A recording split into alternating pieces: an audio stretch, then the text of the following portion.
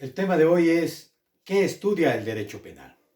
Vamos a referirnos a lo que académicamente se conoce como las teorías del delito, la teoría de la culpabilidad, la teoría de la pena, los bienes jurídicos, la filosofía en derecho penal, la máquina penal o política criminal o política penal, el derecho penal del enemigo, el sistema garantista en materia penal. Dicho esto, el derecho penal es el conjunto de ciencias, de normas, de principios que estudian al delito, estudian al delincuente y estudian a la víctima para llegar a una sanción penal.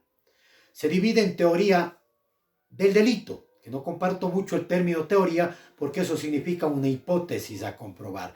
Sería el estudio del delito. ¿Qué es el delito? El delito es un acto típico, antijurídico, culpable y sancionado con una pena.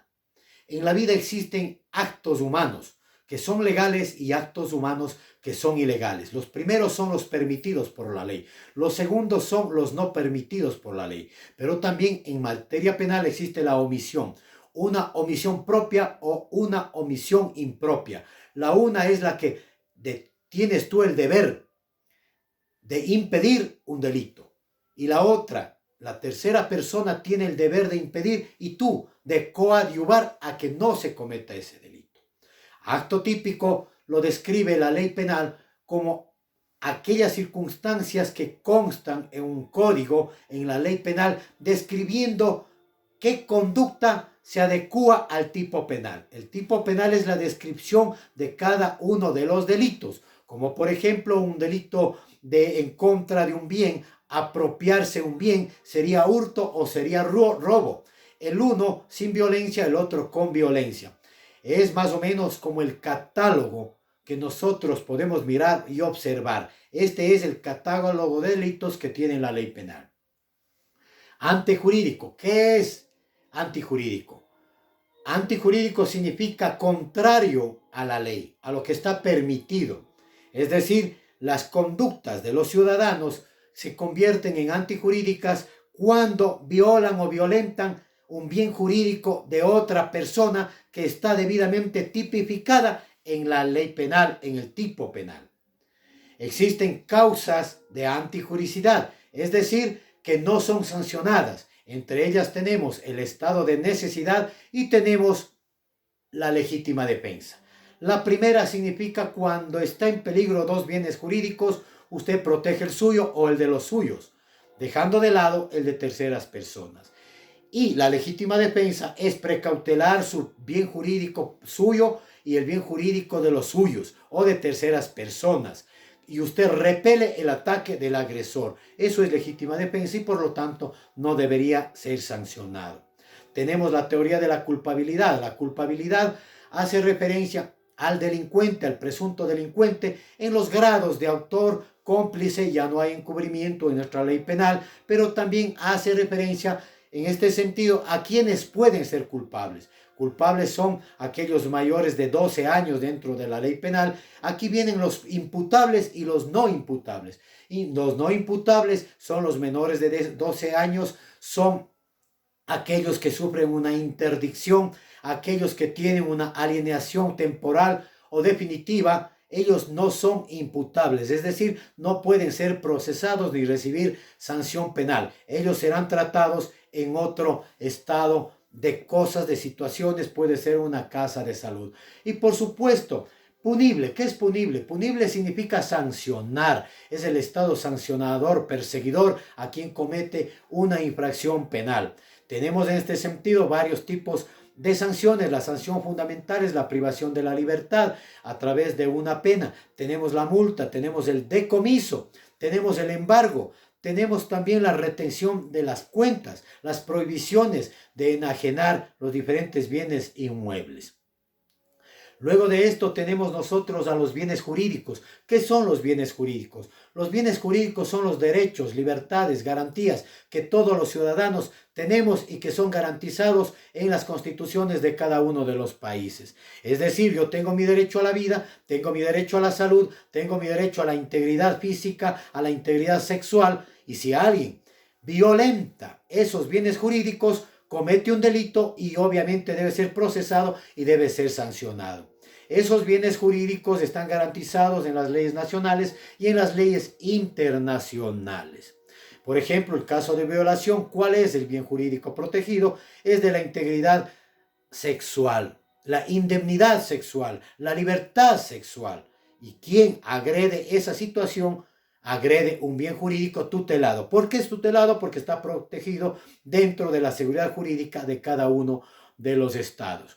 Tenemos dentro del derecho penal también lo que hacemos referencia a los principios jurídicos, principios y axiomas jurídicos. Estos son los límites que se le pone al Estado en cuanto al poder punitivo, es decir, los derechos, las garantías judiciales que tienen las partes procesales, la víctima, el victimario, los derechos que tienen los operadores de justicia, los jueces, los fiscales, los abogados en libre ejercicio, los peritos, los testigos. De ahí que tenemos varias figuras jurídicas para la investigación. Son los principios jurídicos que garantizan que la prueba sea legal. Tenemos principios conocidos como el principio de legalidad.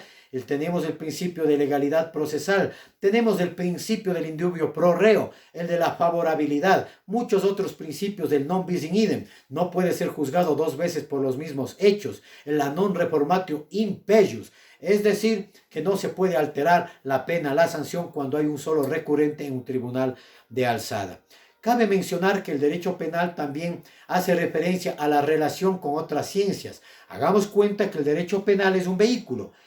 El vehículo es el derecho penal, el motor es el derecho procesal penal, el conductor viene a ser la criminalística, es decir, aquel que estudia las huellas dejadas por el delito. La criminología estudia al delincuente, su anterior, su presente y su pasado, es decir, el entorno social, familiar al que se desenvolvió. También estudia a la víctima, la victimología. Así, por ejemplo, también luego tenemos al derecho penal ejecutivo o penitenciario que estudia, por supuesto, a los internos o los reclusos que son privados de la libertad y cumplen una sanción penal. Dentro del derecho penal también tenemos la filosofía criminal, es decir, el pensamiento sociológico, filosófico, económico de cada época, de cada región. No es la misma filosofía de política criminal en Ecuador, en América Latina, que en Estados Unidos o que en los pueblos árabes o en Israel. Es decir, ¿de dónde viene el derecho penal? ¿Qué es el derecho penal? ¿Y hacia dónde va el derecho penal? Eso es filosofía en materia penal. Luego tenemos la máquina penal o política criminal. La política criminal, es decir, el estado del derecho penal en el que se desenvuelve un pueblo, una nación. Nuestro país escogió con la nueva constitución el neoconstitucionalismo o garantismo constitucional, pero en materia penal escogió el garantismo penal, es decir, un derecho penal mínimo, frente a lo que conocemos a un derecho penal máximo o derecho penal del enemigo planteado por Gunther Jacobs.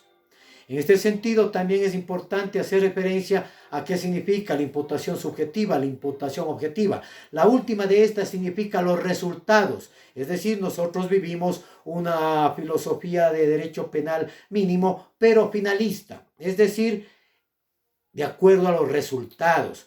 No estudia, no elabora una investigación nuestra política criminal en el país para establecer si existe o no existe una mente criminal, es decir, una imputación subjetiva, si existe o no una mente criminal.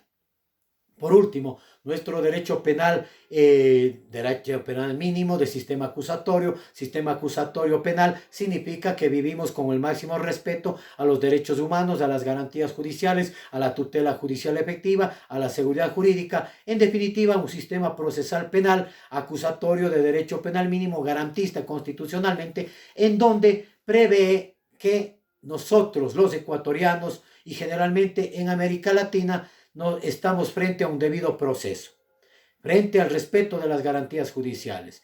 En definitiva, el derecho penal hace referencia, como dije al inicio, a todo aquello que se relaciona al delito, al delincuente, a la víctima y a todos los componentes del mismo.